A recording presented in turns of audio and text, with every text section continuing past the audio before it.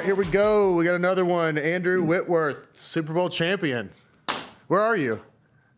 That's a pretty good ring to it. I'm in It Cabo. does. You're in Cabo? I am. Are you living in LA now? Yeah, live out in LA. Cabo. How long are you there for? My wife and kids get here Thursday, and so we're here for like a week for the spring break. I came down on a little golf trip this weekend and just stayed. Tough life, man. It's rough. That's right. It's been pretty good couple months, that's for sure. Did you know beginning of the season that you guys had I mean, obviously you guys were stacked. Did you feel like pretty good about it? Just stay healthy through the year, and you guys could probably be there at the end? Yeah, I think, we really felt like we had a really good football team, and I think that, with any football season, I mean, there's all kind of things that can happen, but we knew if we stayed pretty healthy and some of the right people stayed healthy, we really had a chance. Yeah, obviously. Oldest tackle in NFL history, is that correct? That is correct. How old are you? To start a game.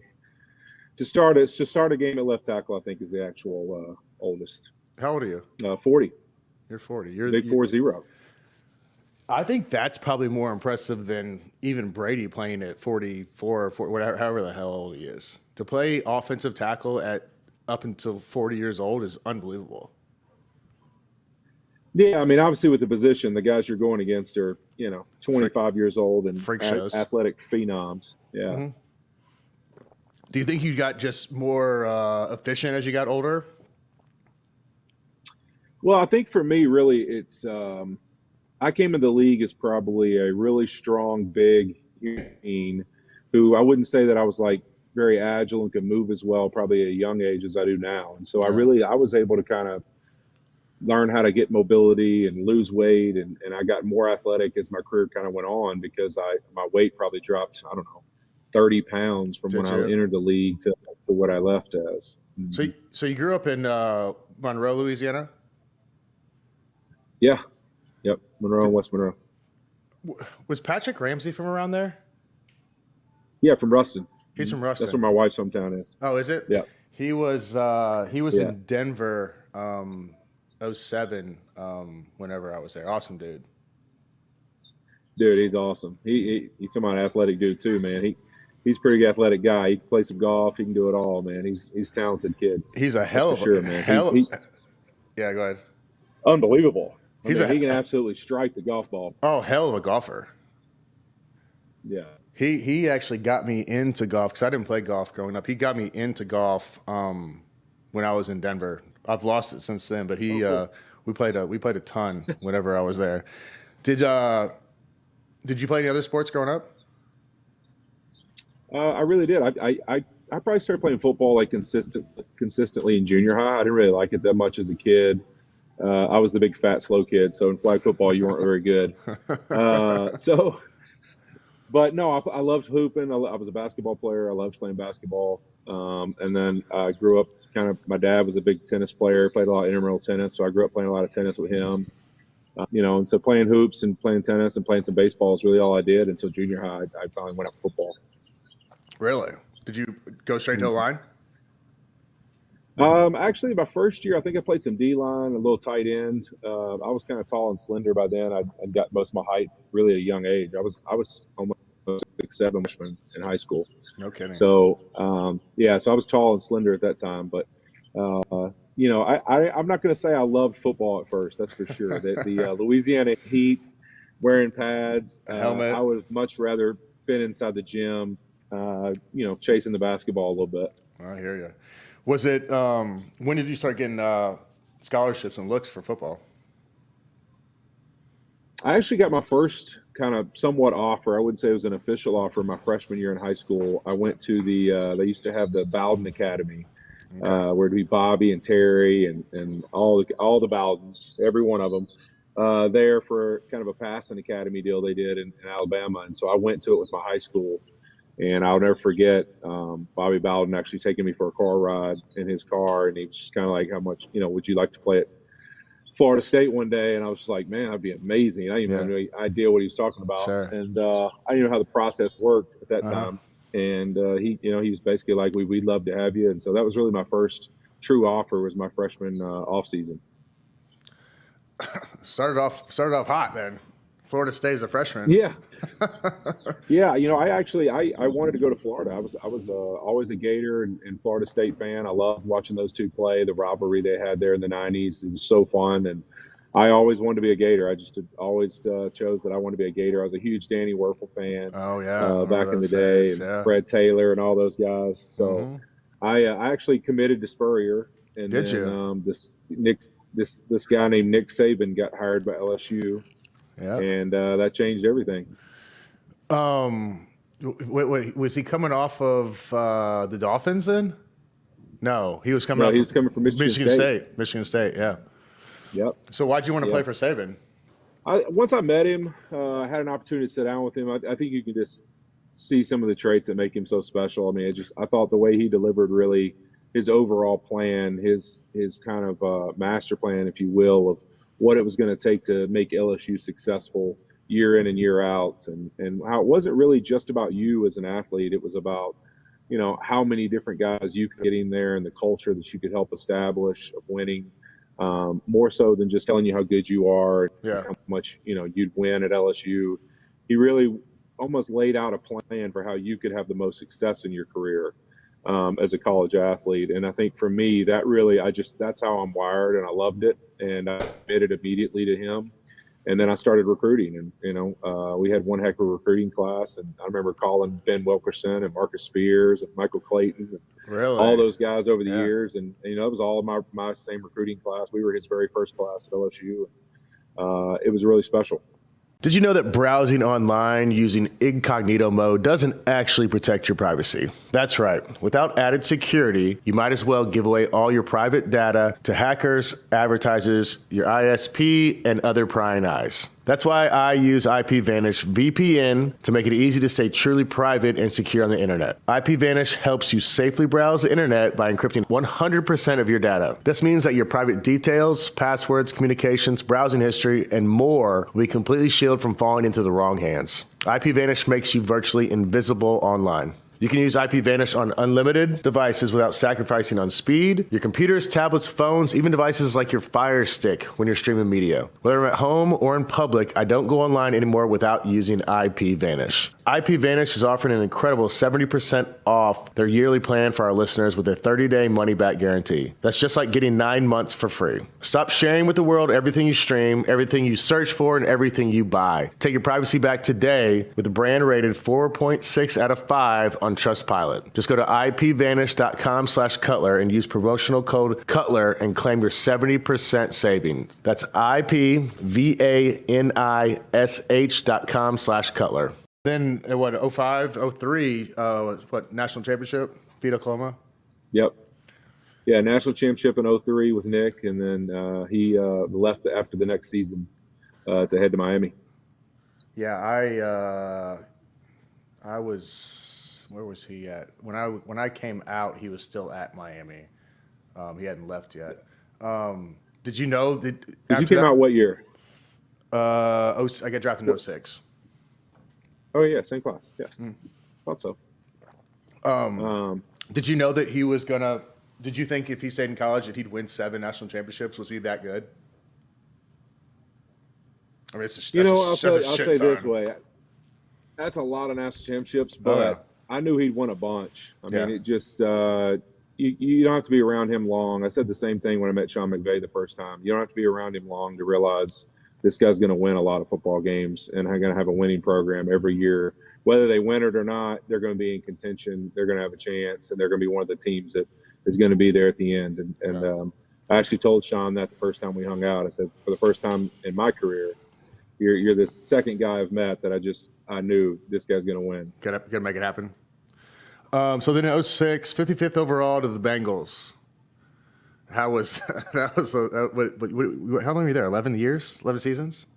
11 years, yeah. It's almost a prison sentence. Unbelievable.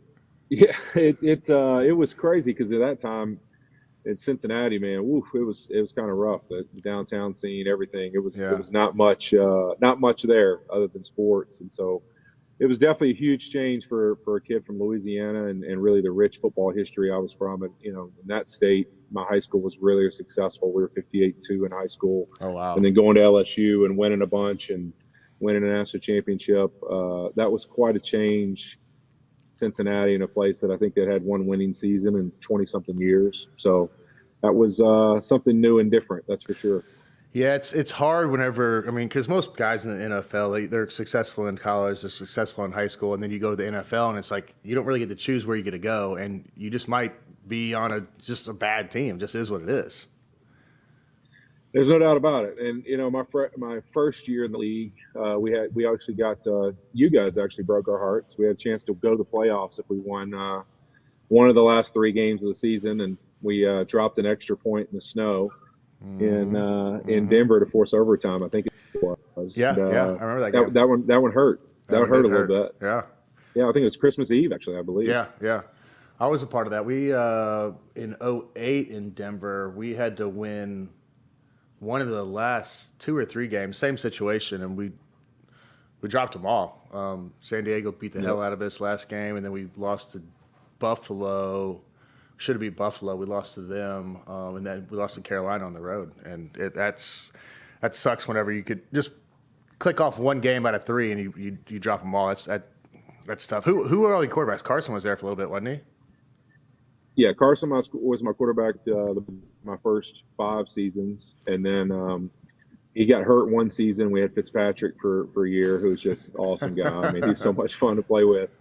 And just the energy bus of all energy buses. And, he was just an awesome dude. But, he was a lot of fun. I'll never forget because, you go into these 4th preseason games, like, we're not going to play much. Yep. But the starting O-line would have to go out with the backup quarterback. And it was like, all right, it's us and Fitzy. Yeah. And we'd be like, listen, Fitz, man, we only got to play one series. Yeah. Like, let's just, 3 and out. Couple runs, dirt a ball, and let's get out of here. Man. Let's go drink water and let's get out of here. And Fitzy, nevertheless, I think we had our opening drive in Indy one year. I think he scrambled for a first down on like 6 consecutive third downs, like a 12-minute drive, for a touchdown. And we were so mad at him, and he was just on top of the world. It was like he was winning the Super Bowl. It was unbelievable. But yeah, so I had Carson, Fitz, and then Andy Dalton in 2011. There too, yeah. We drafted Andy. Yeah, Fitzy, he only knows one way to play, I think. Well, that's no doubt about it. So when was your last year in Cincy? 2016. So we went 06 to 10 with Carson, 11 to 15 with Andy, and then 16 was my last year with those guys. And then the 17 off season, I signed with the Rams. Did you talk to anybody else, or did you know you want to go to the Rams? I did. I actually talked to Denver. I talked to, because at that time I had up in Colorado in the mountains that I love to train in the altitude and stuff in the off season. So gotcha. I lived up there. And so I loved Denver, was definitely somewhere I wanted to go. And then Mike Zimmer had just left and gone to Minnesota. Okay. And so Zimmer was with us in Cincinnati and had a close relationship with him. So that was a real contender too. And then obviously the Chargers and the LA, the Rams were both 2 teams that needed left tackles at the time. And so I actually had, for a 35-year-old left tackle on the market, I had a really good market. It was a lot of people out there and a lot of teams that needed it. So, but the Rams were always one kind of, it's funny how those things work. It was like the team that when I was finishing my season in Cincy that year, kind of interesting. I was just kind of reading their stories and where they were at left tackle wise and kind of what they were doing with hiring Sean McVay. I was always kind of enticed by it. And I had met Sean at a couple combines when I used to be with the PA and do stuff as a rep, and he used to be there. And I think Jay Gruden at one time, and so Jay was with me in Cincy, and I shot him a text and was like, "Hey man, please tell Sean and those guys I'd love to come there if there's an opening." And here we are. So you met with Sean, and was it instant? You're like, hey, "This is where I need to be." Yeah, when I met him, I was like, there's a few times in your career you either meet like a coach, a position coach, or maybe an off-season trainer or something where you're like, all right, this guy and me see things really the same way. Like I want to work with this person. Yeah.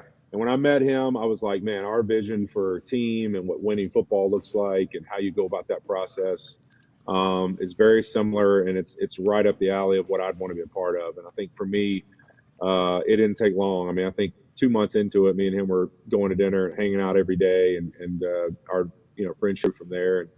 And now it's one of the best friends in life. So it's been really cool to think in 5 years how much has changed. Yeah, it's amazing how you kind of, as you get older in your career, you kind of view coaches, you view the whole system a little bit differently, and like you're looking for, these three directives. Like, this is who I want to play for. This is what I want it to look like. This is the culture I want to be in. And as a younger player, in your mid 20s to even 30, like you're just trying to survive, and you're clueless out there. Yeah, you're thinking, how do I be successful and get another contract and Yep. get the things you want? And then you start realizing how much of that stuff just comes if you just find ways to win and be a part of good cultures. And then when there's success, everybody's going to benefit. Yeah, you said you lost weight. When did you start kind of? Were you ever on IR or anything? Anything ever? No, I think for me it was really early in my career. I think if you looked across the league, you had Orlando Pace, Jonathan Ogden, Willie Anderson. I mean, just some big monster human beings, big dudes. And so at that time, I was probably, I was right up there close to all of them, 6'7", 350, 360, probably when I was playing. And I just started realizing, like, all right, I kind of hit a point where probably my fourth or fifth year where I was like, I know I can last in this league. I know I can play for a really long time and have success. Sure. But if I looked at those guys and said, did all those guys retire because they couldn't play anymore, or did they retire because maybe they were carrying around a little too much weight? They couldn't move how they wanted to move anymore. They were getting a lot of injuries from just maybe carrying around a little extra load. Sure. And so I started saying, you know what? All right, after my fifth year, I kind of made a commitment. Every single season, I'm going to be down 3 to 5 pounds at the end of the season. That's going to be my goal. During the season, I'm going to stay really active. I'm not going to let myself get, Cincinnati, cold weather, you can get still fast. So that was my commitment every season, and I was able to hold to it. I mean, by the time I was out in the Rams, I was probably playing at 15 or 10. At the end of the season, I'd hit somewhere around the 310 to 315 mark. And that's really kind of how I started it. After like year 5 and 6, 11 years later, I kind of shaved it all off. You probably felt better too, not having to carry that stuff. Unbelievable. Yeah, I started doing lots of yoga, lots of stuff to just keep my body moving. And did you change your diet? To where I kept mobility. Yeah. Oh, yeah. I mean, obviously, I think that you can never outwork a bad diet. That's for sure. So yeah, I started just trying to. It might not be all year round, like maybe Saturdays and Sundays, or Fridays, Saturday, Sunday during the week, during the season, I might eat kind of what I want, but the rest of the week, I kind of consider it like fueling up for the game, but then during the week, eat as clean as I could. And then in the off seasons is really where I made the most strides. In the off season, I would try to do my best. I knew I'd probably drink or go some places, do things. So during the week, like, I'm gonna eat as clean as I can possibly eat and be as active as possible. And I think that's really where I was able to make most of the strides and trying to lean myself out during football season. That's amazing. Well, I mean, you lasted a hell of a long time, so you did something right. Yeah, there's a lot of factors that go into that, but also having a coach that's about 6 years younger than you, and you can tell him when you're going to practice, that helps out too. So were you on just like the Thursday afternoon, Friday playing? I made appearances on Thursdays, and then some weeks not, and but I was always out there on Friday. Wednesday was a no-go, right? Yeah, Wednesday I didn't usually walk out of the building, so it's once I entered the building, I just stayed in there. So, that was kind of the plan most of the time. It's nice whenever you get to be that older guy and you can make those decisions, and still play on Sunday. There's a lot of people that can't do that. Whenever you guys got Matthew, I mean, whenever he stepped in the building, did you know that he was the real deal? I did. I mean, you don't have to be around him long to realize really that different switch he has, and that ability to just be aggressive and confident and know that he has talent and abilities and pull the trigger. It's been really fun to see him in these moments. You think about in his career in Detroit, he didn't have a whole lot of moments where it's like year in and year out, you're in a competitive or you're in a game where it's like, all right, like this game means a lot, and I got to go out there and perform. And to see him kind of go throughout this last season, and really just how much it almost like woke him up a little bit and made him even, bring out more of his personality. Yeah. I think it's been really fun to be a part of, because there's now a new confidence and swagger that he has, that he's proven, you give me the right situation, I can go win. And I think that that's going to only make these next couple of years even more fun to watch him play. Yeah, I'm excited for him. I was happy to see him win, because we played him all the time whenever I was in Chicago. And I think there's, like you said, there was only, I think, 1 year we went there, and it was like their first Monday night game, and they beat the hell out of us. But I think that was like kind of the only year that they had a shot and games actually mattered. The rest of the times, it's like it was like playing in a warehouse up there. There's no one in there. Yeah. It's cold. It's quiet. But I mean, he had an unbelievable career there, and I was happy to see him get this one. He deserved it. Uncut with Jay Cutler is brought to you by Progressive Insurance. Let's face it, sometimes multitasking can be a little overwhelming. Like when your favorite podcast is playing and the person next to you is talking and your car fan is blasting, all while you're trying to find the perfect parking spot. But then again, sometimes multitasking is easy, like quoting with Progressive Insurance. They do the hard work of comparing rates so you can find a great rate that works for you, even if it's not with them. Give their nifty comparison tool a try, and you might just find getting the rate and coverage you deserve is easy. All you need to do is visit Progressive's website to get a quote with all the coverages you want, like comprehensive and collision coverage or personal injury protection. Then you'll see Progressive's direct rate, and their tool will provide options from other companies all lined up and ready to compare, so it's simple to choose the rate and coverages you like. Press play on comparing auto rates. Quote at Progressive.com to join the over 27 million drivers who trust Progressive. Progressive Casualty Insurance Company and Affiliates. Comparison rates not available in all states or situations. Prices vary based on how you buy. Walter Payton Man of the Year. Yeah, that was a pretty cool night. I mean, that's for sure. I think that anytime you get an opportunity to be nominated for something like that award, it's really special and humbling to look across the 31 other guys that are nominated with you and all the cool things that they're doing.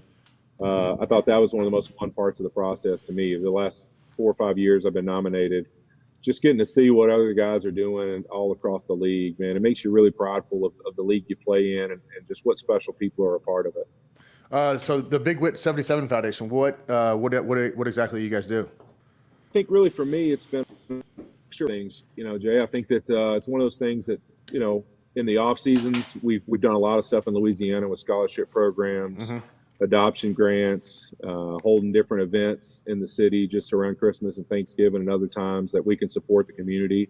And then in the cities I've played in, whether it be in Cincinnati or LA, it's just finding things the community needs and opportunities that we can help be along the way, to assist in whatever it is that our community is looking for from us. And so that's involved all kinds of things. I mean, I'm one of those people, I don't really know that there's one thing I want to be involved in as much as, when you find a need or you find people that you're like, man, these people, what, I want to meet them where they're at, and I want to find a way to help them be successful as they deserve that opportunity. You try to get involved in it. In LA, it's been a lot to do with homelessness and military vets and finding different ways we can help them. And then we've also had the opportunity to be a part of the Make-A-Wish program here in LA. And, that's great. all of those have been amazing. I mean, that was the coolest part for me when I went through the Walter Payton Man of the Year process, seeing that there was 32 different charities and foundations and schools that we had been a part of in 5 years. It was really special to my wife and I that we got those opportunities to be a part of, something that we believe in and people that we hope will success in the world. That's awesome. And you have 4 kids? I do. 11, 10, and 7. 11, 10, and 7. Goodness. So you're busy. Yeah, I stay pretty busy. These 3 days right here are a little quiet. I don't have anybody begging me for a new bat or to go throw the baseball or, it's been all right. I'm gonna be rejuvenated and ready to go though. Yeah, I've got 9, 7, and 6. And whenever we go on vacation, I probably throw the ball 1,000 times in the pool. I feel like I'm out there for 6 hours just playing catch. It's fun though. Yeah, I get a lot of football tosses in, and then obviously being the big guy in the pool, I'm like the nominated everybody kid gets thrown, up in Uh-huh. the air guy. So Uh-huh. I get a heck of a workout if I walk in the pool with the kids because Bring not your only do shoulders they up. want it, but they nominate every kid they make a friend Oh yeah. with. You've got to get my dad to throw you. Uh-huh. So it's always turns into an event. That's for sure. Are they playing sports? They are. My boys play baseball. Mm, One of my daughters plays softball. The other one does piano and sings and stuff. yeah, She loves music, and so they're pretty active. But they keep us busy, and you know what? Their days between school and all their activities sure. keep me and their mom taxiing them around everywhere. Will you let the boys play football? I let one of them play this past year. Uh-huh. He's always been kind of wired to want to play football. Sure. He's a very physical kid. And I let him play. The older one wants to play. The 11-year-old wants to play this year too. Hmm. He's kind of my kid that has a tendency to get hurt every time he does something. Not he's a Yeah. very tough kid, but he Yeah. actually like physically actually gets injured Yep. when he does stuff. He Yep. breaks bones and everything else. So he makes me a little nervous, but he wants to play, and we'll see. We'll see what happens. Yeah. My 9-year-old is like, I mean, he begs daily to play, and I'm like, bro, like just calm down. You'll figure it out. He's actually playing lacrosse now and actually loves it. So I think I Oh bought.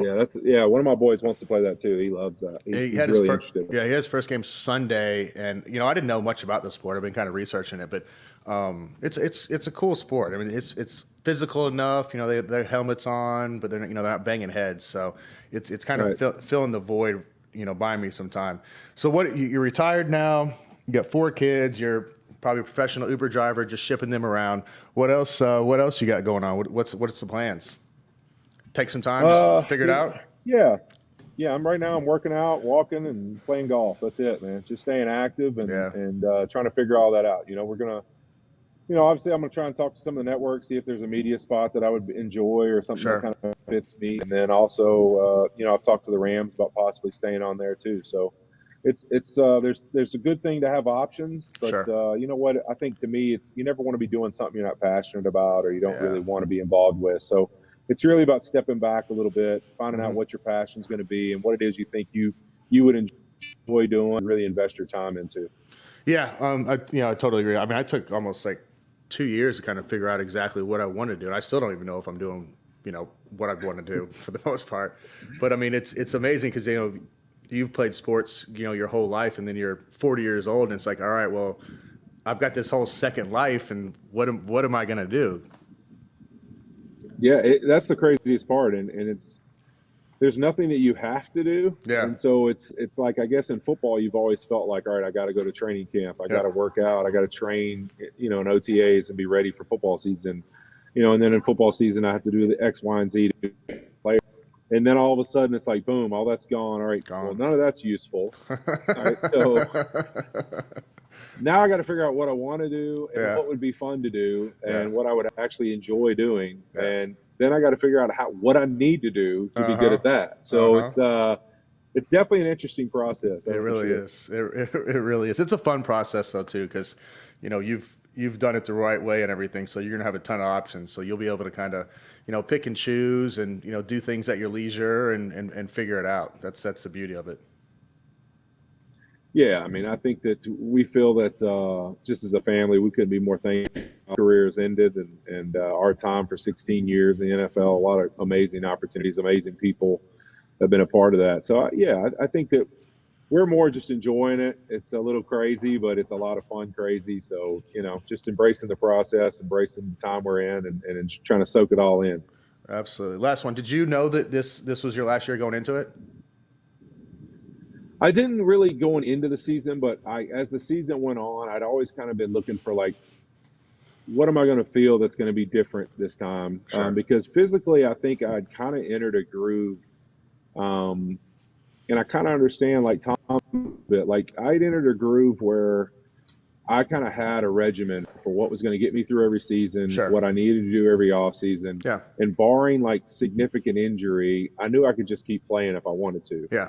And so I knew that there would be an option to keep playing in LA, but I kind of started feeling as the year went on, like, man, I'm not enjoying it as much because the body's starting to hurt more. I'm just not Mm-hmm. feeling as good. Mm-hmm. Um, And it just gotten to a point where, it was taking some of that away from me. I wasn't being as active. I wasn't staying like I'd always has done during the season, of staying so active and Yeah. being able to kind of have energy and stuff. And when I entered the playoffs, my wife and I kind of sat down and Melissa and I were basically, and I was just like, listen, I think this is it. Like, it's going to be a last run. Let's just let's put all our energy and time into it. Yeah. And let's make it worth it. And so we did that, and that was kind of our approach the whole time. As I kept joking with the guys, this is the last one. And after you've said for 6 years you're going to, nobody believes you anymore. So you're like the boy that cried wolf. And so nobody believed me, but I was like, this is it. This is it. And so as we started winning and things kept going our way, I think guys could feel that this was really the last time for me. And I knew it right when the game was over that this was the last time I'd play football. Well, I mean, not many get to go out in a Super Bowl, so a Super Bowl win. I'll take it. Yeah, absolutely. That's right. And after a hell of a career, Walter Payton Man of the Year, Super Bowl champion, and now, you just get to enjoy life and your 4 kids and your wife. And so it's kind of got it all figured out. Yeah, I mean, it feels good. It's definitely something that to us has been an amazing experience, man. I mean, there's so many cool things you get to do as an athlete and things you get to be a part of, and really special parts of those bonds in the locker room and the the relationships you build over time. Man, I don't know if there'll ever be anything like that again, but that was really special, and those relationships will last for a really long time. And I think that's something we'll take with us, is just all those bonds we got to create, and couldn't be more thankful, man. Absolutely. Well, I appreciate your time. I know you're in Cabo. You got golf and sun and all the fun stuff, so I'll let you get back to it. But thanks for coming on, Andrew. I really appreciate it. Yeah, I got to get back to the range, man. Get all this golf game in. I appreciate it. Thanks for letting me come on. All right, thanks, bud.